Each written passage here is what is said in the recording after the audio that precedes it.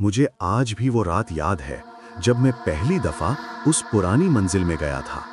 शहर के पुराने हिस्से में एक हवेली है जो आधी सदी से खाली पड़ी है।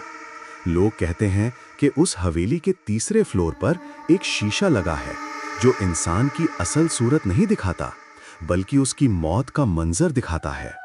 मैं शुरू में इन बातों पर यकीन नहीं करता था, लेकिन क्यूरियोसिटी ने मुझे उस जगह ले ही गया। हवेली के अंदर कदम रखा तो सबसे पहले सीलन की बदबू ने मेरा गला भर दिया। दीवारों पर पुराने दाग थे, जैसे खून कभी यहां से धुला ही ना हो। आंखों को अंधेरा चुभता था और हर कदम के साथ लगता था कोई मेरे पीछे चल रहा है।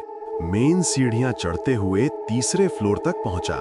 सामने एक बड़ा सा कमरा था और कमरे के दरमियान में वो शीशा लगा था। पूरा कमरा सन्नाटे से भरा हुआ था, लेकिन मुझे महसूस हुआ कि जैसे सा मुझे खींच रहा हो। उसके करीब जाते ही हवा ठंडी होने लगी। जब मैंने अपना चेहरा शीशे में देखा तो मेरा दिल रुक सा गया। वहां मेरा चेहरा नहीं था, बल्कि मैं खुद को जमीन पर पड़ा हुआ देखता हूं। मेरा गला कटा हुआ था और कमरे के कोने में कोई अंधेरी सी शक्ल खड़ी थी। मेरे पांव थर गए, सांस तेज हो गई। मैंने सोचा ये मेरी आंखों का धोखा है, लेकिन जैसे ही पीछे मुड़कर देखा, कमरा खाली था। मैं वापस शीशे की तरफ घूरा और अब तस्वीर और भी वाज़ेह थी। उस शक्ल का चेहरा धुंधला था, लेकिन उसकी आंखें सीधा मुझे घूर रही थीं।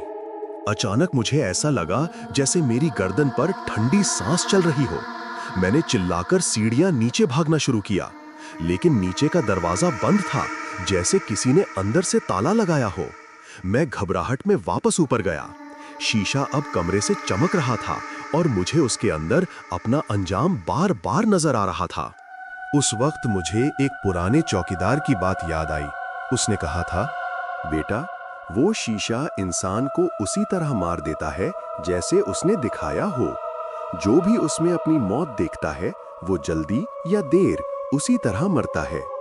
मैंने किसी तरह खिड़की तोड़कर बाहर जंप लगाई। पैर जख्मी हुआ, खून निकला, लेकिन जान बच गई।